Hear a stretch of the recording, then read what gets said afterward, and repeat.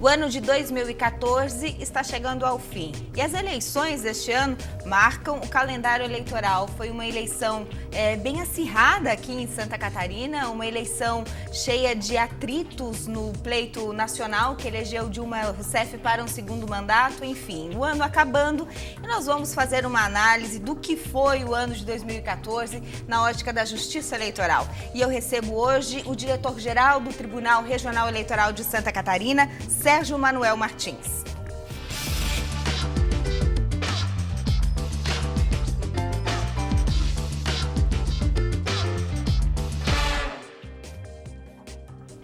Bom dia, diretor. Um prazer recebê-lo aqui na Band. Bom dia. Bom, eu falei na introdução que o pleito Dilma Aécio aqui no estado, né, os candidatos aí, Raimundo Colombo, Paulo Bauer, foi o pleito mais acirrado, eu creio eu, dos últimos anos, enfim. Mas essa é a parte que o eleitor vê e acompanha, né, durante as campanhas eleitorais, as propostas dos seus candidatos e depois o resultado das eleições. Mas existe todo um trabalho por parte da Justiça Eleitoral que muitas vezes o eleitor, o telespectador, desconhece. E é sobre este trabalho que a gente vai falar hoje e também analisar estes números. Mas antes, nós gostaríamos de conhecer quem é o diretor-geral do Tribunal Regional Eleitoral aqui de Santa Catarina, Sérgio Manuel Martins. Você está há 20 anos no Tribunal Regional Eleitoral, né, Sérgio? Isso. Conta pra gente como é que você ingressou nessa carreira, como é que você foi parar no TRE de Santa Catarina? Eu, quando jovem ainda, eu pensei em algumas carreiras, né? Não pensei na Justiça Eleitoral, obviamente, meu foco era a Justiça Federal, mas fiz o concurso conjuntamente, né? Foi tanto para a Justiça Federal, para o TRF4, quanto para a Justiça Eleitoral. E passei no concurso para a Justiça Eleitoral. Passei nos dois e, por indicação de alguns amigos, resolvi ficar na Justiça Eleitoral, na época como técnico judiciário, isso há 20 anos atrás. Mas você se graduou, a sua primeira graduação foi em filosofia. Sim. A tua paixão por filosofia te levou a esse ramo, ao campo da justiça também? Uma coisa interligou a outra? Não necessariamente ao campo da justiça, mas o da crítica, né? Então, desde muito novo, eu sempre fui muito crítico em relação a tudo que acontecia à minha volta. E eu nasci aqui na ilha, né? No sul da ilha, aqui de Santa Catarina, no Ribeirão da ilha, para ser mais preciso. E um grupo muito pequeno de jovens ali crescendo, e eu sempre fui muito crítico. Fui conhecer o centro da cidade, aqui em Florianópolis, já com 14 anos, na escola técnica. Então, quando eu descobri o mundo, a verdade sobre o mundo, eu me tornei cada vez mais crítico. E a filosofia, então, foi uma consequência de tudo isso, como quem precisava conhecer o mundo de uma forma mais profunda, né? E mais ampla. Então, aí surgiu a oportunidade de fazer filosofia. Foi a minha primeira faculdade, fiz como primeira opção na Universidade Federal, porque eu necessitava mesmo conhecer esse mundo sobre o viés, assim, mais, digamos, menos do ponto de vista tradicional. Menos tradicional, mais crítico mesmo. Daí a filosofia surgiu. É que a filosofia, ela cria ou lapida mentes pensantes, né? Você já tinha essa base de ser alguém atento às questões da vida, do cotidiano, foi lapidar na filosofia e depois acabou vindo para ciências jurídicas também, não é? Foi a sua segunda graduação. Depois disso, deslanchou totalmente a carreira jurídica, né, Sérgio? Sim, mas sempre com um pezinho lá na filosofia. Sempre. Porque os meus colegas sabem disso, né? Eu sempre mantive também uma certa criticidade em relação a todo o assunto. Talvez seja por isso que hoje eu seja diretor do tribunal, porque nunca neguei, né? Nunca deixei de entrar em assuntos que fossem polêmicos, em situações que exigissem um certo comprometimento, né? Ou que necessitasse de uma certa solução ou uma resolução que não fosse simples, né? Então, eu costumo sempre dizer que não podemos ter temor do desconhecido sem antes tentar conhecer, sem antes saber de que se trata, né? E eu fiz isso durante toda a minha vida. O direito foi uma consequência também da filosofia, porque eu fui com o propósito de transformação também. Nunca pensei em ser juiz ou advogado, mas fiz a filosofia com esse propósito, a faculdade de Direito e Ciências Jurídicas, com esse propósito também de poder transformar o mundo. Então, é algo assim muito pessoal, muito intrínseco, algo né? muito intrínseco. E eu fui construindo isso ao longo da minha vida e isso foi refletindo na minha vida profissional de alguma forma. Quem é a sua referência filosófica?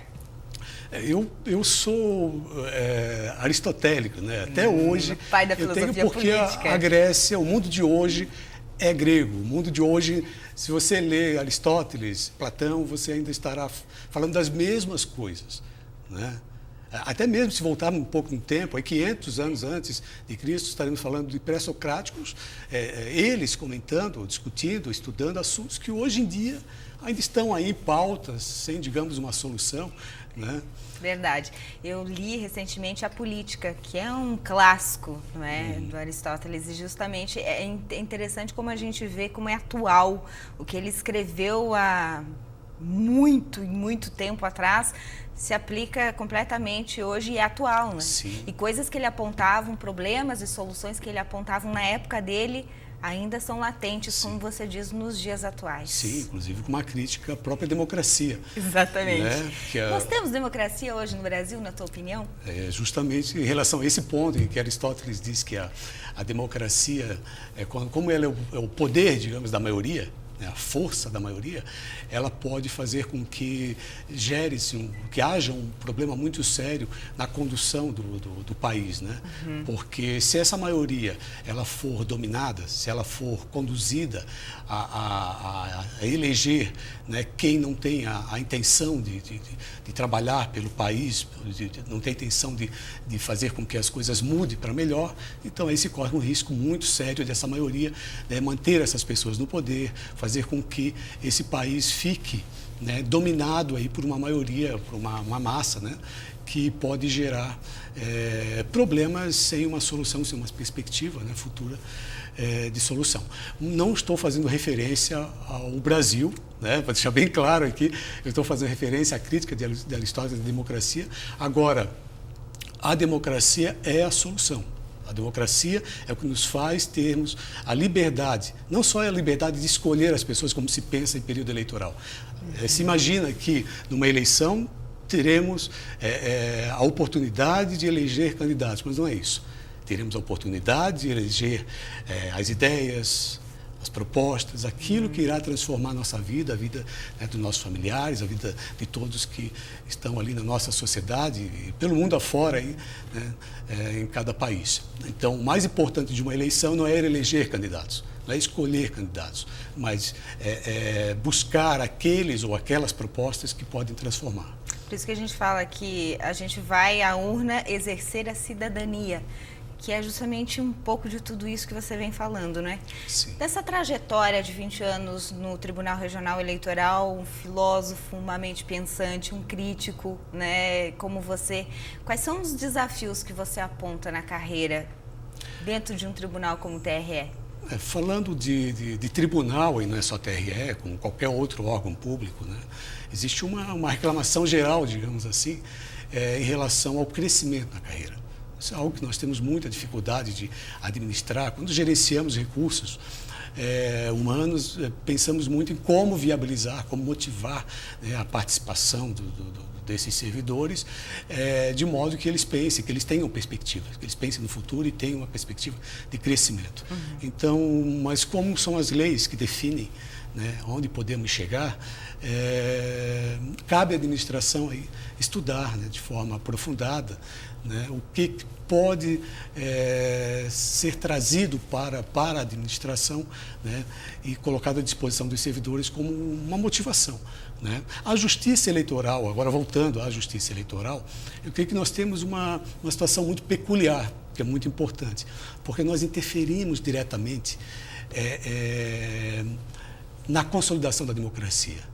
A justiça eleitoral, enquanto instrumento da democracia, e feita do jeito que é feita hoje, com muito cuidado, né, com muita lisura, então traz isso para os servidores. Os servidores, todos os dias, mas principalmente no período eleitoral e no dia das eleições, eles vestem a camisa não como um servidor de qualquer outro órgão, mas como servidor da Justiça Eleitoral.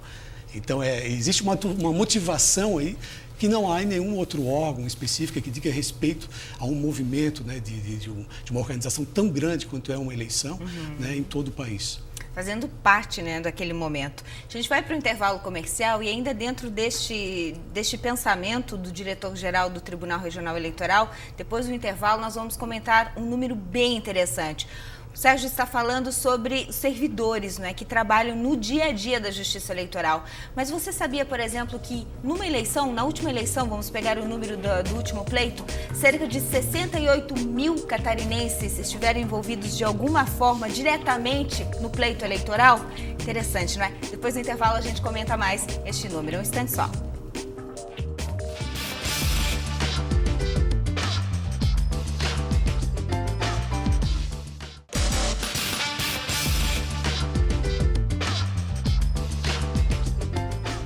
Sérgio Manuel Martins, diretor-geral do Tribunal Regional Eleitoral de Santa Catarina, é meu entrevistado de hoje. Falávamos sobre servidores da Justiça Eleitoral, não é? Que é um servidor engajado, preocupado em fazer parte do dia a dia dos catarinenses, sempre no Brasil afora, não é? A Justiça Eleitoral em termos gerais, mas aqui em Santa Catarina especialmente, né? Já que o programa vai para todo o estado.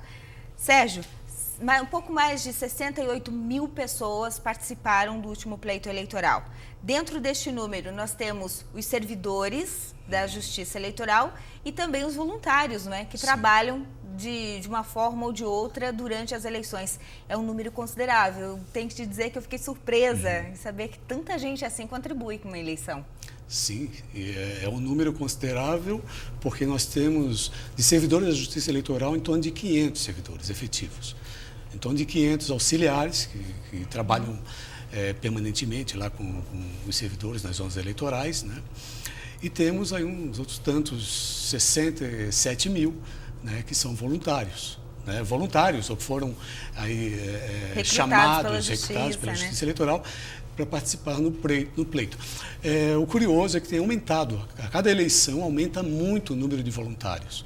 Né? Nós temos uma participação efetiva mesmo, eles se preocupam muito com o procedimento em si, então a Justiça Eleitoral tem ganho muito com o engajamento da sociedade, dos cidadãos, nas eleições. E isso é muito bom porque prova que o trabalho da Justiça Eleitoral tem sido muito bem feito e as pessoas estão fazendo com carinho.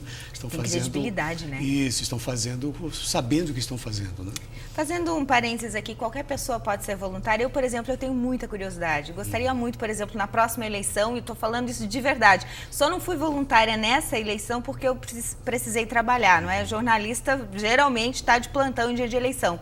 Mas na próxima eleição, que é para prefeito, eu gostaria muito, muito de ser voluntária. Qual que é o procedimento, Sérgio? O jornalista pode ser voluntário. Posso? Não há nenhum impedimento, a não ser que seja parente de algum candidato, né? Certo. Até o segundo grau. Também não podem ser as pessoas que assumiram cargos do executivo do partido, né, do diretório partidário, os agentes policiais também. Então, não é o meu caso, então eu posso ser voluntário. Não é o seu caso, você poderia... Tem que estar em dia com a Justiça Eleitoral, né? Aliás, o prazo terminou no dia 4 de dezembro, o prazo para que as pessoas fizessem ali acertassem quem não votou, né, no primeiro turno, mas tem que estar em dia com a Justiça Eleitoral também. Quem não votou primeiro turno, segundo turno, pode procurar a Justiça Eleitoral, ficar quite com a Justiça e ser voluntário, não é? Sim, sim.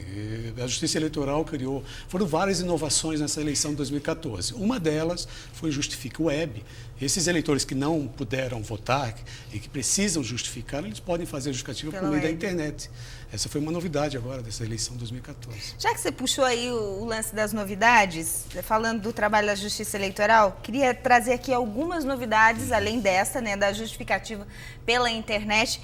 Outras iniciativas do Tribunal Regional Eleitoral aqui em Santa Catarina marcaram o ano de 2014 também. Uma das campanhas que, inclusive, a gente veiculou aqui na Band, que eu acho que praticamente todas as emissoras aderiram, foi a campanha contra a corrupção, não é? Foi uma iniciativa deste ano. Eu gostaria até, inclusive, de aproveitar essa oportunidade de perguntar se a campanha teve ou não o resultado esperado por parte da Justiça Eleitoral.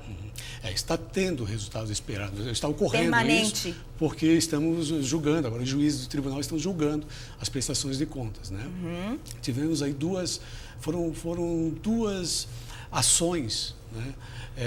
Digamos assim, as mais relevantes da campanha. A campanha Sou Cidadão, digo não à corrupção, né? Então houve um convênio do tribunal com a Secretaria de Estado da Fazenda para fornecimento de notas fiscais eletrônicas e com alguns municípios, maiores municípios. Então aí já vamos obter várias informações, né, a respeito dos candidatos que prestaram contas agora, né? E também disponibilizamos no site um formulário que as pessoas podem indicar as doações. Então a campanha ela buscou incentivar as pessoas a disponibilizar informações sobre as doações de campanhas, de modo que a Justiça Eleitoral possa cruzar essas informações. Isso vem ocorrendo. Nós temos uma coordenadoria de controle interno que faz todo esse trabalho de análise das contas, né, de forma muito bem feita. E isso já vai resultar. Agora vem surtindo os efeitos, né, nesses julgamentos já para a diplomação do dia 18, agora de dezembro. Justamente. E com a participação do cidadão, que é bastante importante, Sim. não é?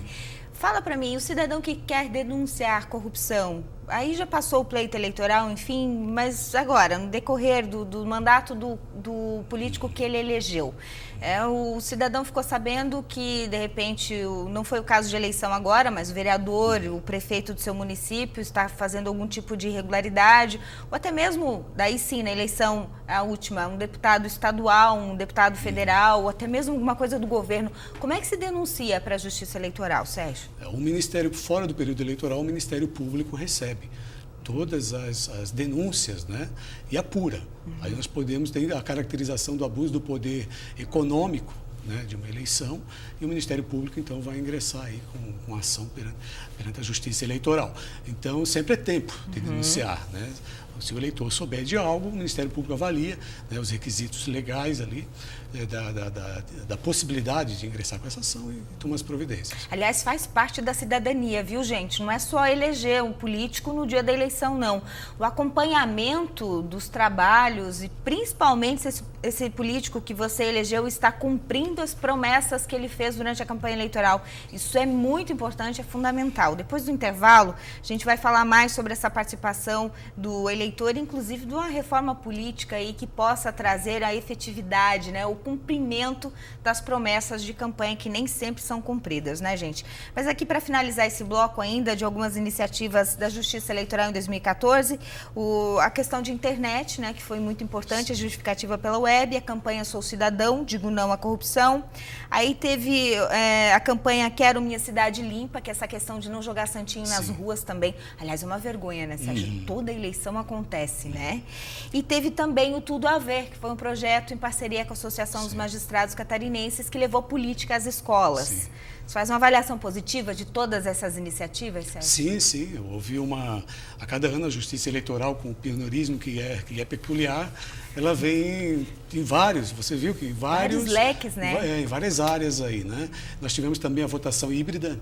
Sim, em ou Florianópolis. Votação mista, né? Nós possibilitamos pela primeira vez no país a votação daqueles eleitores que não se submeteram à revisão do eleitorado, ou seja, que não foram obrigados a comparecer ao cartório, mas compareceram espontaneamente, fizeram o cadastramento biométrico e puderam votar. Fizemos em Florianópolis, apenas como um piloto, foi um sucesso. E a proposta, então, para a abrangência nacional já está no TSE, de modo que talvez na próxima eleição de 2016, no Brasil todo, onde o eleitor estiver, o eleitor que já fez a coleta do dado biométrico vai poder votar. Interessante. Também o Gabinete de Segurança, o Mural Eletrônico da Justiça Eleitoral, enfim, também foram iniciativas que deram certo e serão levadas avante aí nos próximos anos, continuamente, nas próximas eleições. A gente vai para mais um rápido intervalo. No último bloco do programa, nós vamos falar sobre a urna de Içara lá, como é que está a situação de Içara, daqueles votos que não puderam ser computados, e vamos falar sobre reforma política, na leitura do diretor-geral do Tribunal Regional Eleitoral de Santa Catarina. Um instante só.